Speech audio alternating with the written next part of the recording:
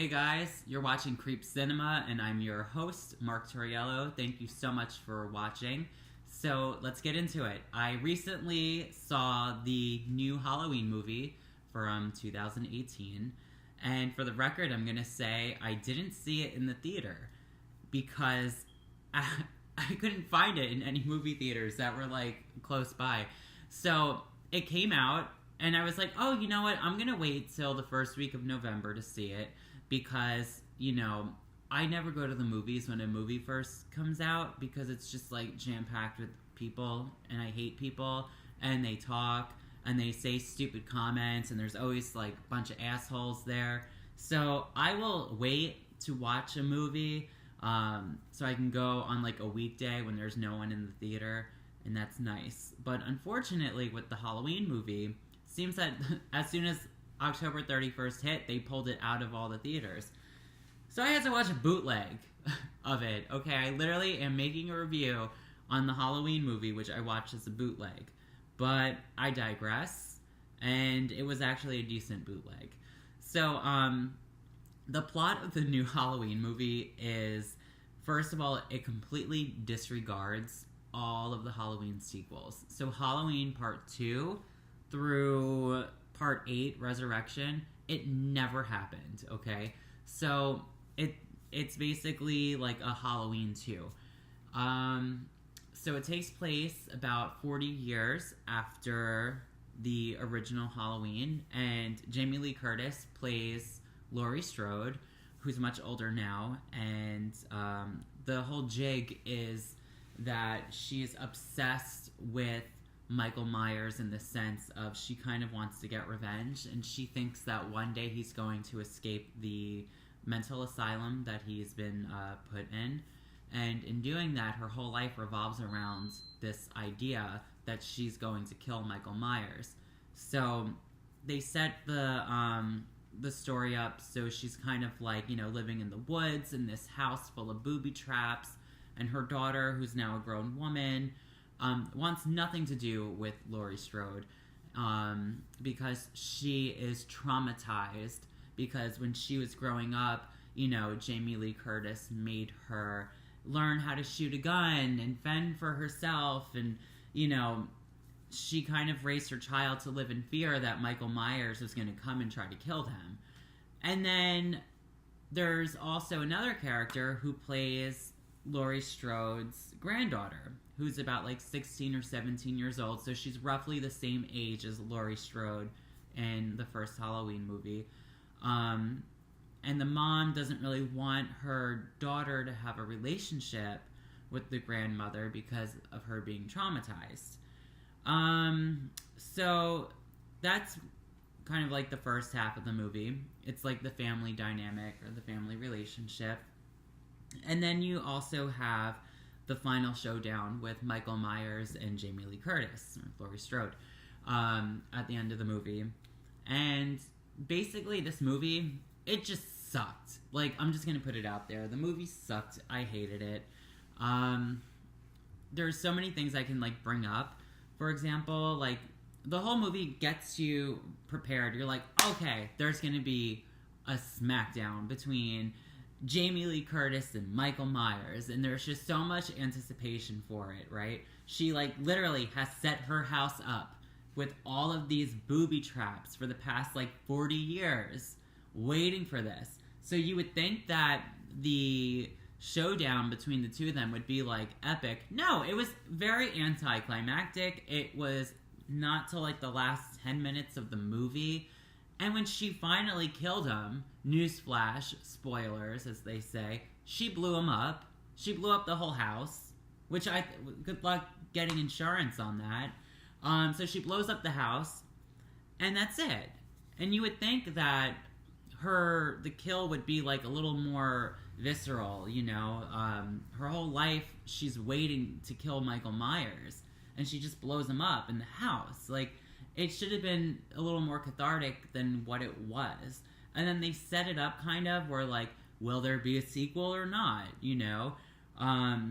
instead of just, like, killing the franchise and ending it where it needs to end.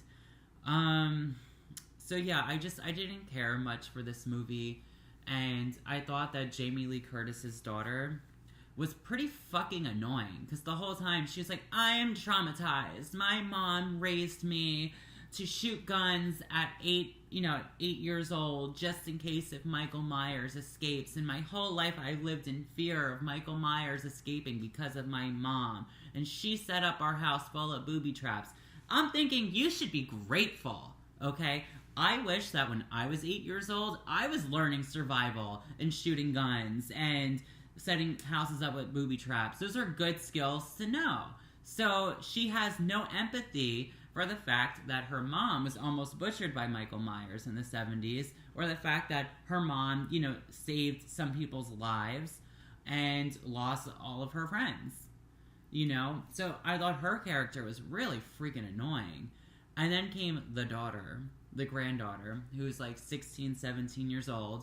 And now this is the studio coming in, trying to make this movie appeal to, the younger demographic, or this generation. So they kind of turn this into like a Halloween reboot, where it's like, oh, we're gonna like make this appeal to like this generation of Halloween. And whenever the studios do that, oh, it's just fucking terrible. I hate the age bracket of 20 and under.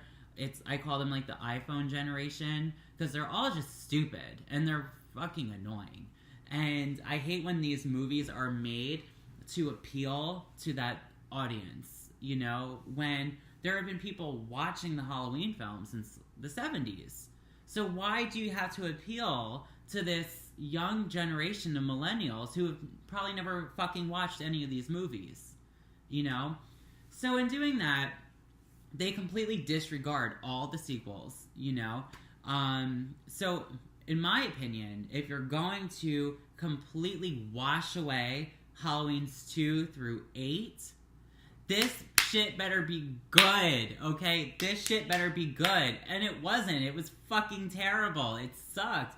And then I thought to myself before seeing this, well, could it really be that bad? I mean, John Carpenter's involved with this, and I'm sure they threw a lot of money at Jamie Lee Curtis to get her to come back, because I feel like every time she does one of these movies, they're like, oh, this is it, this is the last one. But, I mean, Halloween H2O, and there was Halloween Resurrection, where she had, the lamest death, and now there's this one. And the whole thing sucked. Also, there was a lot of, plot holes or things that didn't make sense or that were just completely useless. Like, this movie, you could have probably cut out 45 minutes out of this movie. Because there's about 45 minutes worth of useless scenes that don't help propel the story forward. Even the death scenes are kind of cheesy or lame. And they actually took a lot of death scenes from other movies and they kind of remixed it into this one. Which I thought was a cheap shot. But even in the beginning of the movie, you have these two people who they're like, oh, we have a podcast. So we're doing a podcast on Michael Myers. And they go to the hospital that he is staying in, and to try to get him to respond and speak, they take the actual mask that he wore in the 70s that were probably in an evidence locker somewhere and wave it in his face to try to get a response. Well, newsflash, he doesn't respond. But what I don't understand is how the fuck would two losers who have a podcast, how would they get access to something that was in evidence? The state would not give them evidence in real life, or a prosecutor. I don't know how law and all this shit works, but I've seen a few documentaries and I have an idea of how it works. And Joe Schmo probably can't walk into a state facility and get evidence to use for a podcast. So I get it. The scene was done ultimately so that way they can get Michael Myers his mask again, and that's why they did it.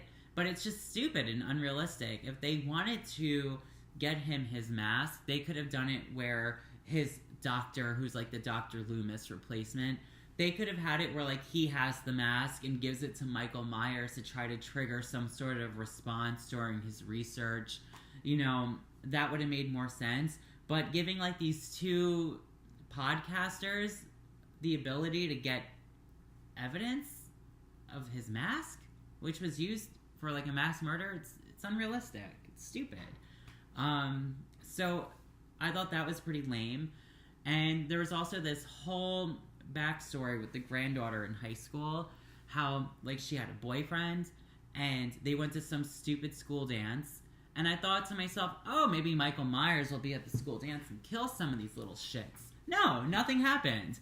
And they set the scene up so that way, like, she, like, the thing was is that during the high school dance, her boyfriend starts making out with some chick. And she sees it and she gets all upset. And then he takes her phone and throws it in a bowl of dip. So that entire scene was set up just for her to lose her phone. So that way it would become an issue and later on in the movie where, like, you know, her mom and Laurie Strode can't get a hold of her because her phone is in a dip at a school dance. So, I mean, she could have lost her phone in more clever ways rather than setting up this elaborate scene with characters that no one gives a shit about. Just for her to lose her phone. So, I don't know, man. Just, like, the whole movie sucked. I'm going on this rant. I'm disappointed in it. I think, overall, on a scale from 1 to 10, I'm going to give it a 2. The only thing I enjoyed was the fact that you had some scenes with Michael Myers and seeing him walk around, do his thing. Like, that was nice. But, yeah, that's it. 2 out of 10. Thanks for watching. I mean, don't not watch the movie because of me. Like, actually, chances are if you're watching this, you probably already saw the movie. And you want to hear what other people are saying out there. Because I do the same thing. So anyways, thanks for watching. This is Creep Cinema, and I'm Mark Tauriello. And I will send you more reviews later. Bye.